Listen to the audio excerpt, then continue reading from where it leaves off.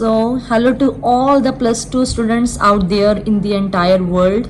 सभी को बेटा मेरी तरफ से all the very best for your board class. और आपके लिए, आपकी हेल्प के लिए मैं अब से आपकी जितने भी लिटरेचर में आपकी पोएम्स है, स्टोरीज हैं, उनकी वीडियोस अपलोड किया करूँगी। तो अगर आपको अच्छा लगा बेटा तो ज़रूर लाइक और सब्सक्राइब करना। Okay, so the first video of mine comes with बिथोवन। So who is बिथोवन? बिथोवन कौन है, इसके बारे में हम पढ़ेंगे। सो ये पोएम बेटा किसने लिखी है? शेन कोएजेन ने। ठीक है, the poet is Shane Koyczan. इसमें है क्या? Let's start without wasting much time. So listen, his father made a habit out of hitting him. Listen बेटा पोएट कह रहा है कि सुनो, सभी रीडर्स, सभी लिसनर्स ध्यान से सुनो। हिज फादर, किसके फादर? बिथोवन के फादर। बेटा आप देखो बिथोवन कौन था। बिथोवन is a main character in this poem. इस पोएम में बेटा मेन कैरेक्टर है बिथोवन। ठीक है, जो एक छोटा सा लड़का है जिसकी फैमिली में उसे प्यार नहीं मिलता है। ठीक है बेटा, उसको जैसे हम सभी बच्चों को बहुत आसानी से प्यार मिल जाता है अपने पेरेंट्स से, अपने ग्रैंड पेरेंट्स से, लेकिन ये एक ऐसा बच्चा है जिसको अपनी फैमिली से प्यार नहीं मिला बेटा, क्योंकि उसके फादर चाहते थे कि वो हमेशा बेस्ट करे, हर फील्ड में वो बेस्ट हो। ठीक है, और जिसकी वजह से वो उसे हर बात पे मारते थे, पीटते थे, बहुत गुस्सा करते थे। ठीक है, चाहे वो ठीक करता था, चाहे वो ठीक नहीं करता था, कोई भी काम उसको हमेशा मार पड़ती थी। वो एक ऐसे इन्वायरमेंट में रहता था बेटा जहां उसको प्यार बहुत कम मिलता था और डांट डपट या उसे मार पीट का सामना बहुत करना पड़ता था।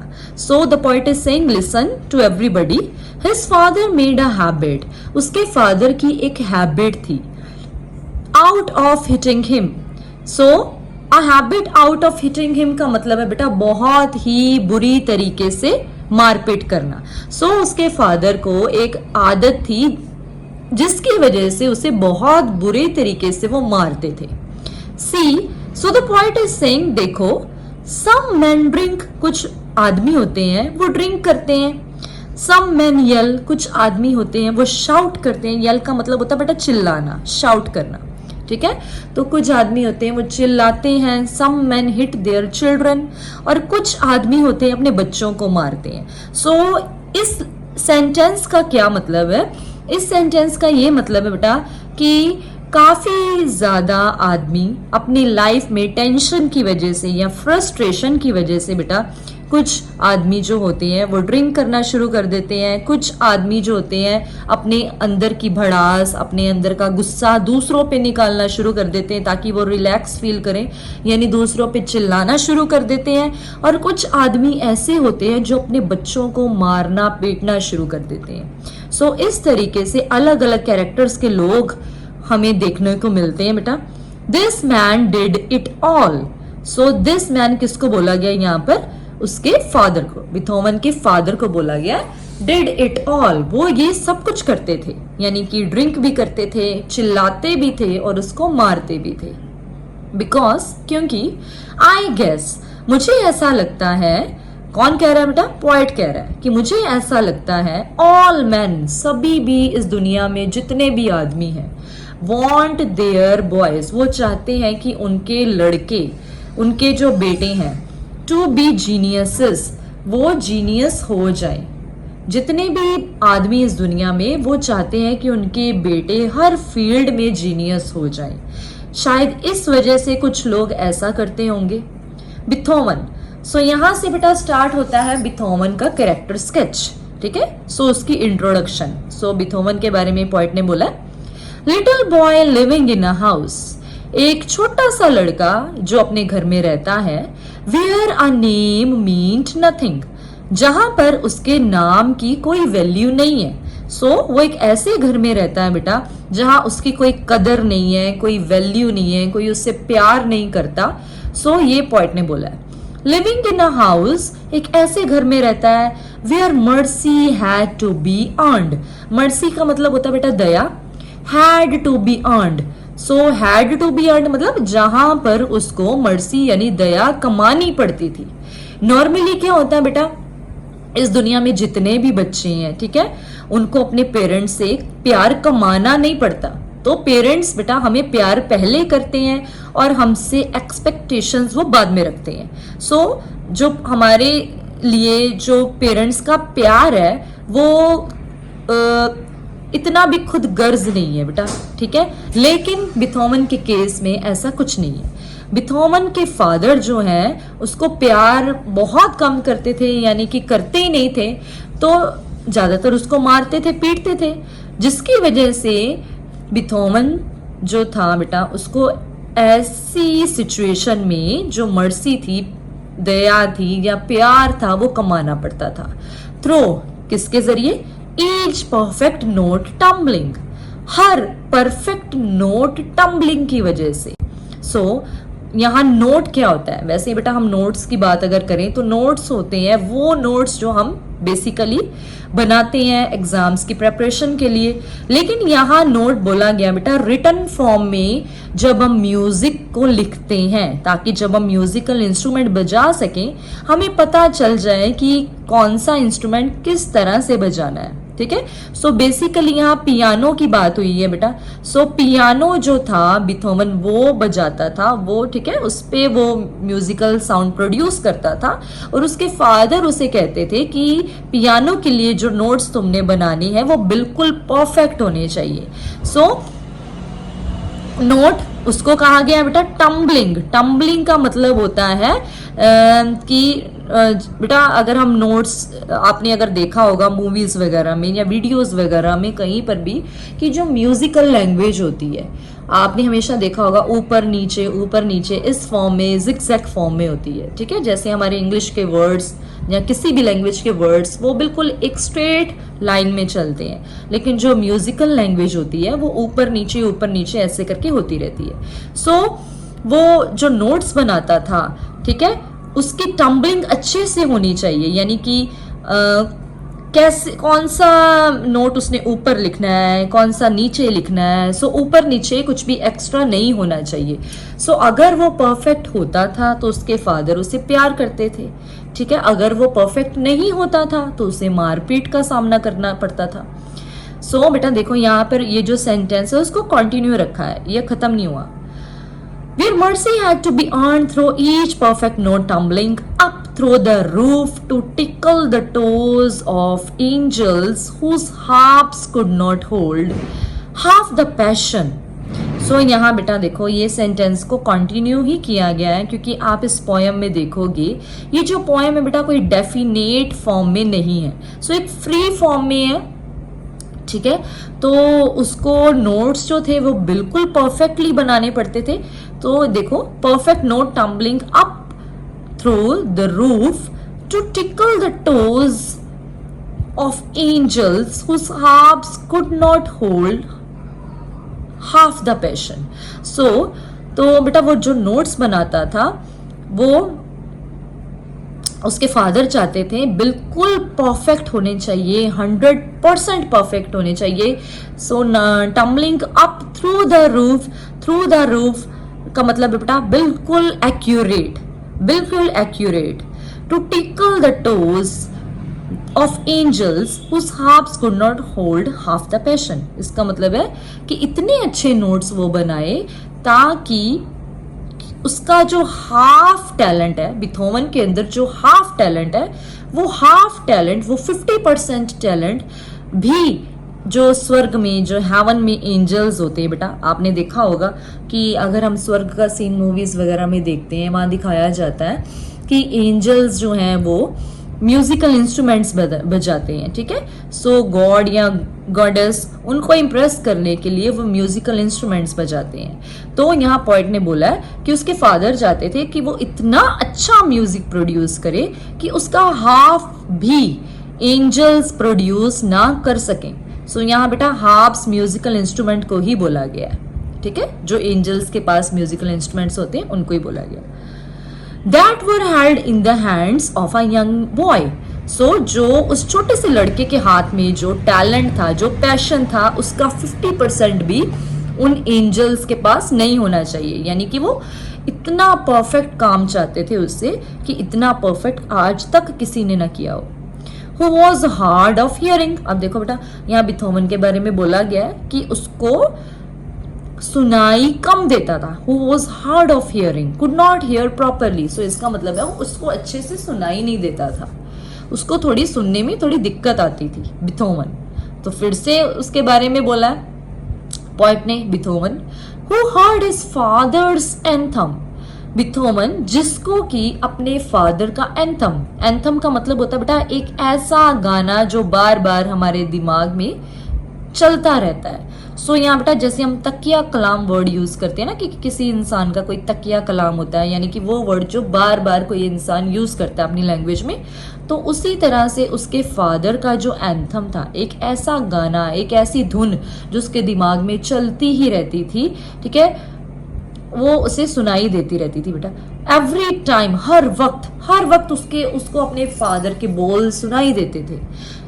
He put finger to ivory, it was not good enough, जब कभी भी बेटा वो पियानो के ऊपर बेटा जो आपने ब्लैक और वाइट कलर के जो अपने बटन्स देखे होंगे ना, उसको बटन टाइप्स कुछ भी कह सकते हो आप। सो डेफिनेट वर्ड क्या होता है वो नहीं मुझे मालूम। सो आप पियानो के ऊपर बेटा जो ब्लैक और वाइट कलर के वो जो होते हैं ना बटन टाइप्स, ठीक है, तो जब आप उनको प्ले करते हो तो उससे म्यूजिकल धुन बजती है, ठीक है। तो आइवरी बेटा यहाँ बोला गया है आइवरी। सो जो व्हाइट कलर के पियानो के ऊपर जो आप बटन से देखोगे ना वो आइवरी यानी कि एलिफेंट के टीथ से बने हुए थे। सो जब कभी भी वो बेटा आइवरी पे अपनी फिंगर रखता था यानी पियानो बजाना शुरू ही करता था, ठीक है, बेस्ट, तभी क्या होता था, it was not good enough. उसके फादर आगे से क्या बोलते थे, it was not good enough, अच्छा नहीं है। सो ही प्लेड स्लोली, तो वो क्या करता था बेटा धीरे धीरे बजाना शुरू कर देता था, क्योंकि उसके फादर कहते थे ना अच्छा नहीं है। सो वो सोचता था अच्छा नहीं लगा, चलो मैं धीरे धीरे बजा लेता हूँ। फिर क्या हुआ, तो आगे से क्या जवाब आता था, नॉट गुड अनफ, फिर भी अच्छा नहीं है। फिर उसके फादर कहते थे नहीं अभी भी अच्छा नहीं है। सो ही प्लेड सॉफ्टली, अब वो बेचारा कहता था चलो अच्छा ठीक है, नहीं अच्छा लगा, चलो फिर वो बहुत आराम से सॉफ्ट सा बजाना शुरू कर देता था, ठीक है। फिर आगे से क्या आवाज आती थी, नॉट गुड अनफ, नहीं अब अच्छा नहीं है। अब वो बेचारा क्या करे, अब वो धीरे धीरे बजा रहा है तब भी अच्छा नहीं है, वो बिल्कुल सॉफ्ट सा बजा रहा है तब भी अच्छा नहीं है। तो आगे वो क्या करता था, सो ही प्लेड स्ट्रांगली, फिर वो बहुत ज्यादा जोर से प्ले करना शुरू कर देता था, नॉट गुड अनफ। तो आगे से उसके फादर का जवाब आता था अभी भी अच्छा नहीं है। बिल्कुल उसे पसंद नहीं आता था बेटा उसके फादर को, चाहे वो धीरे धीरे उसको चलाए, चाहे वो सॉफ्टली चलाए, चाहे वो स्ट्रांगली चलाए। देखो बच्चा या ऐसे बेचारा कंफ्यूज ही होगा ना बेटा, चाहे वो धीरे धीरे चला रहा है, चाहे वो किसी भी फॉर्म में अपनी कोशिश कर रहा है। जब पेरेंट्स उसको मोटिवेट नहीं करेंगे तो डेफिनेटली बच्चा एक ऐसी मेंटल स्टेट में चला जाएगा बेटा कि जहां उसे ऐसा फील होगा कि ये जिंदगी तो बड़ी खतरनाक है, ठीक है। तो उसको ऐसा महसूस होता था कि मैं कुछ भी करता हूं मेरे फादर को तो अच्छा ही नहीं लगता, मैं करूं तो करूं क्या। And when he could play no more, और जब बेचारा बजा बजा के थक जाता था, ठीक है, तो ऐसा ही होगा बेटा। देखो अब कोई इंसान सामने से कह रहा है मुझे पसंद नहीं आया, तो उसको खुश करने के लिए या उसको सेटिस्फाई करने के लिए हम बार बार कोशिश कर रहे हैं, और हमारी भी बेटा बॉडी है, हम भी थकते हैं, ठीक है। तो एक ऐसी स्टेज आती है जब हमारी बस हो जाती है, तो उस केस में क्या होता है, हम कभी कभी हार मानना शुरू कर देते हैं। तो जब वो बेचारा बजा कर थक जाता था, and when he could play no more, और जब उससे होता नहीं था, जब वो बिल्कुल भी आगे वो प्ले नहीं कर पाता था, and his fingers cramped up, और उसकी उंगलियां जो थी बेटा बिल्कुल जकड़ सी जाती थी। अब देखो हम बार बार कोई काम बेटा चाहे मल्टीपल टाइम्स करें, ठीक है, तो क्या होगा बेटा, हमारी ह्यूमन बॉडी है, उसने एक थकना तो है ही है, मशीन तो है नहीं है वो, तो जितनी एनर्जी उसमें होगी उतनी एनर्जी तक ही वो काम कर सकेगी ना।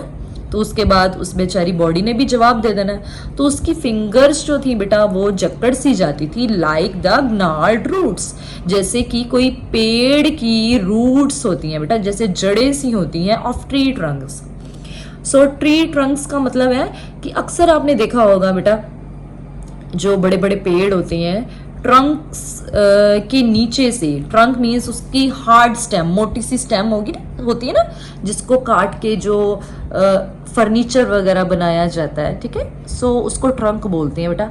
तो क्या होता है कभी कभी कि ऐसे पेड़ों की जो जड़ें होती है ना, जब वो बहुत पुराने पेड़ होते हैं, उनकी जो जड़ें होती है ना बेटा, वो नीचे जमीन से, ग्राउंड से बाहर आई हुई होती हैं। तो जब अगर आप उनको देखोगे ना, ऐसे लगेगा जैसे सूखी पड़ी है, जकड़ी पड़ी है। तो उसी तरह से कंपैरिजन किया गया है उसकी उंगलियों का उन रूट्स के साथ, यानी कि पॉइंट ने बोला है कि उसकी उंगलियां बिल्कुल उन जकड़ी हुई रूट्स की तरह वैसी हो जाती थी, पियानो को बार बार बजा बजा कर। It was not good enough. आगे से फिर से उसके फादर, नहीं अभी भी अच्छा नहीं है। अब देखो बेटा उसके फादर कितने रूड। अब उसके फादर का कैरेक्टर स्केच अगर आपके सामने क्वेश्चन आए तो आप लिख सकते हो बेटा कि he was very rude, he was dissatisfied in his life. So ठीक है, सो ये सब पॉइंट्स आप लिख सकते हो कि सेटिस्फाइड नहीं थे, रूड थे, did not love his child at all, अपने बच्चे को बिल्कुल भी प्यार नहीं करते थे। सो ये पॉइंट्स जो जो आपके दिमाग में आते हैं, जो जो आप फील कर रहे हो इस पोएम को पढ़ के, वो आप खुद लिख सकते हो, ठीक है। So next. यस बेटा, ये पोएम थोड़ी सी लंबी है तो इसीलिए हम इसको थोड़ा सा इलेबोरेट करेंगे। ओके, सो नेक्स्ट है, इसको 2 पार्ट्स में डिवाइड करेंगे। तो एक बार में सारी पोएम जो है उसकी translation it's quite difficult. So next बेटा बिथोवन। बिथोवन, तो फिर से पॉट ने बोला है, बिथोवन के बारे में बात की है। अ म्यूजिशियन, बिथोवन जो था एक म्यूजिशियन था, without his most precious tool, बिना अपने सबसे ज़्यादा ज़रूरी टूल के, ठीक है। सो उसके लिए उसका सबसे प्रेशियस टूल क्या था बेटा? His year drums. तो आप सभी बच्चों को तो पता ही है बेटा कि किसी म्यूजिशियन के लिए उसके कान कितने ज़रूरी होते हैं। तो अगर किसी म्यूजिशियन के पास उसके कान नहीं होंगे तो आप खुद फील करो बेटा कि उसको कैसा फील होगा, मतलब जिस कानों से वो अपना म्यूजिक सुन सके, जो उसके अंदर जो एक हिडन म्यूजिक है उसको प्रोड्यूस कर सके। अगर उसके पास ईयर्स नहीं होंगे, ठीक है, हियरिंग पावर नहीं होगी, तो वो कैसे बेटा म्यूजिक, एक अच्छा म्यूजिक प्रोड्यूस करेगा? हिज ईयर ड्रम्स, तो उसके पास उसके ईयर ड्रम्स नहीं थे, ठीक है। तो ये सबसे इंपॉर्टेंट बात है इस पोएम में बेटा, आपने ये बात नोट डाउन करनी है। So it's quite difficult for me कि आपको एक क्लियर पिक्चर आपके सामने रख सकूं बेटा, because you have books with your self, सभी के पास बुक्स हैं, तो आप सिर्फ ट्रांसलेशन सुनो, ठीक है। जैसे मैं एडजस्ट कर सकती हूँ बेटा वैसे मैं वीडियो बना रही हूँ। So it's first time for me. Next, musician without his most precious tool, his eardrums, could not longer pound out rhythms. So जिसकी वजह से अपने eardrums ना होने की वजह से could no longer pound out. So वो अपने अंदर के रिदम्स को, अंदर के म्यूजिक को वो पाउंड आउट यानी बाहर निकालना, ठीक है बेटा, उसको वो बाहर नहीं निकाल सकता था। For the symphonies played in his mind. तो सिम्फनी का मतलब क्या होता है बेटा? सिम्फनी एक कॉम्प्लिकेटेड म्यूजिक होता है जिसको हम रिप्रेजेंट करते हैं ऑडियंस के सामने, ठीक है। सो कभी कभी ये रिटन फॉर्म में भी होता है, एक काफ़ी कॉम्प्लिकेटेड, काफ़ी टफ म्यूजिक। सो वो एक बहुत अच्छा म्यूजिशियन था, नो डाउट कि वो एक अच्छा म्यूजिशियन नहीं था या उसके अंदर टैलेंट नहीं था, वो बहुत अच्छा म्यूजिशियन था। उसके अंदर काफ़ी रिदम्स चल रही थी, काफ़ी टोन्स उसके अंदर चल रही थी, लेकिन सिर्फ अपने ईयर ड्रम्स ना होने की वजह से अपने दिमाग में चल रही सिम्फनीज को, अपने दिमाग में चल रहे म्यूज़िक को वो बाहर नहीं निकाल सकता था, क्योंकि उनको वो सुन नहीं सकता था बेटा। सो कैसे वो ये सब कुछ मैनेज करता? अपनी ज़िंदगी के इतने बड़े दुख को वो कैसे बेटा टॉलरेट करता होगा? आप खुद सोच सकते हो। अगर देखो, हम सभी को भगवान ने सब कुछ दिया है ना, अगर आप खुद को देखो, you should be thankful to God कि भगवान ने आपको सब कुछ दिया है। तो इसीलिए बेटा कभी भी लाइफ में डिससेटिस्फाइड नहीं होना। ये मत कहना कि हाँ भगवान ने ये नहीं दिया, वो नहीं दिया। जो विशेज़ होती हैं ना बेटा, जो डिमांड्स होती हैं, कभी भी पूरी नहीं हो सकती। जितना मांगोगे the more you get, the more you want. लेकिन जो बच्चे जिनके पास उनके सोचो जिनके बॉडी पार्ट्स पूरे नहीं है बेटा, तो उनको कैसा महसूस होता होगा।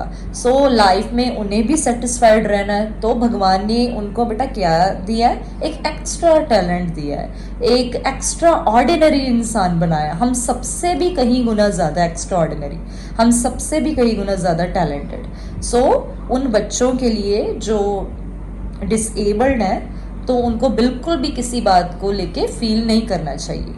दे are more talented than the others. So he could not hear the audience clapping. अब वो इतना अच्छा म्यूजिक प्रोड्यूस करता था और लोगों के सामने, चाहे वो सुन नहीं सकता था, उसके बावजूद भी आप देखो बेटा, एक एक्स्ट्रा ऑर्डिनरी बच्चा ही ऐसा कर सकता ना। तो जब वो ऐसा म्यूजिक बजाता था ऑडियंस के सामने, तो लोग आगे से तालियां बजाते थे। तो उन तालियों को तो वो सुन ही नहीं सकता था, देख जरूर सकता था उनको, लेकिन उन तालियों की आवाज़, जब तक आप ऑडियंस की अप्लोज को सुन नहीं सकते बेटा, वो मज़ा, वो एक्साइटमेंट, वो मोटिवेशन आपको कैसे, आपकी अंदर एक एनर्जेटिक सोल सी प्रोड्यूस होती है ना जब आपके लिए कोई ताली बजाता है, तो कितना अच्छा लगता है। अब वो बेचारा सुन नहीं सकता था, तो एक उसके लिए एक बदकिस्मती वाली बात थी बेटा ये। Could not hear the people loving him. तो लोग सामने बैठे उसको प्यार करते थे, उसके लिए प्यार भरे वर्ड्स बोलते थे, तो उनको भी वो सुन नहीं सकता था, तो उसके लिए बहुत दुख वाली बात है। Could not hear the women in the front row whispering.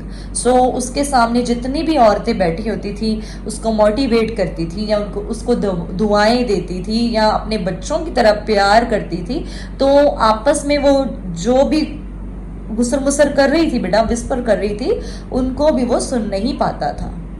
बिथोवन। सो आगे बोला बिथोवन, as they let the music invade their nervous system like an armada marching through firing cannonballs, detonating every molecule in their body into explosions of heavenly sensation. So बिथोवन के बारे में एक बहुत प्यारी सी बात बोली है पॉइंट ने, as they let the music. सो दे किसको बोला बेटा यहाँ पे, क्योंकि बिथोवन तो एक सिंगुलर पर्सन है ना, सिंगुलर नाउन है, तो दे हम सिंगुलर नाउन के लिए तो यूज नहीं कर सकते। तो यहाँ बेटा दे बोला गया बिथोवन के साथ जो ऑर्केस्ट्रा के सभी लोग थे, जो सभी मिलके म्यूजिक प्रोड्यूस करते थे ना, तो उनके ग्रुप को, सभी लोगों को बोला गया as they let the music invade their nervous system. ठीक है, तो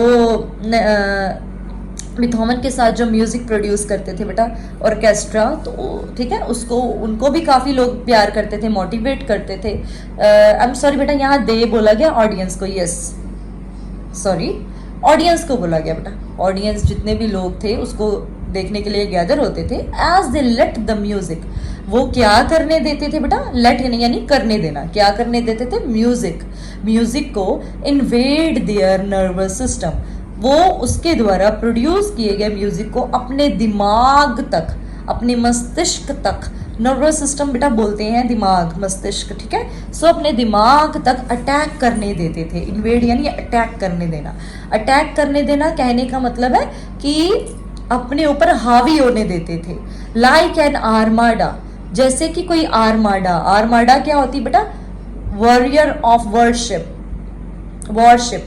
तो बेटा वॉरशिप में जैसे युद्ध में काफ़ी ज़्यादा वॉरियर्स आपको देखने को मिलते हैं ना, ग्रुप में बहुत सारे लोग, तो वो क्या करते हैं कि ऑपोजिट पार्टीज दोनों एक दूसरे की तरफ मार्च करती हुई, जो दौड़ती हुई आती है, बिल्कुल गुस्से से भरी हुई, कि हाँ एक पार्टी कहती है मैंने दूसरी को मार गिराना है, दूसरी कहती है मैंने पहली वाली को मार गिराना है। तो कैसे जोश में भागते हुए आते हैं। आपने काफ़ी मूवीज़ देखी होगी ऐसी चीज़ों के साथ रिलेटेड, है ना। तो कैसे एक दूसरे को मार गिराने के लिए, एक दूसरे के ऊपर अटैक करने के लिए कैसे ये आगे बढ़ते हैं। तो उसी तरह जो म्यूज़िक था बेटा, ये ठीक है, उसके लिए ये मेटाफर यूज़ किया गया है। कि म्यूजिक कैसा था, बिल्कुल उस आर्माडा की तरह। तो इसके यहाँ बेटा आप यूज ये देखो, यहाँ आपका लिटरेरी टर्म जो मेटाफर है ना, यहाँ यूज की गई है कि वो म्यूजिक को मार्च करने देते थे आर्माडा की तरह, यानी म्यूजिक को अटैक करने देते थे अपने दिमाग पर। जो आर्माडा जो होती है बेटा, ठीक है, काफी ज्यादा लोग जो होते हैं वो क्या करते हैं युद्ध में, marching through firing cannon balls detonating every molecule in their body.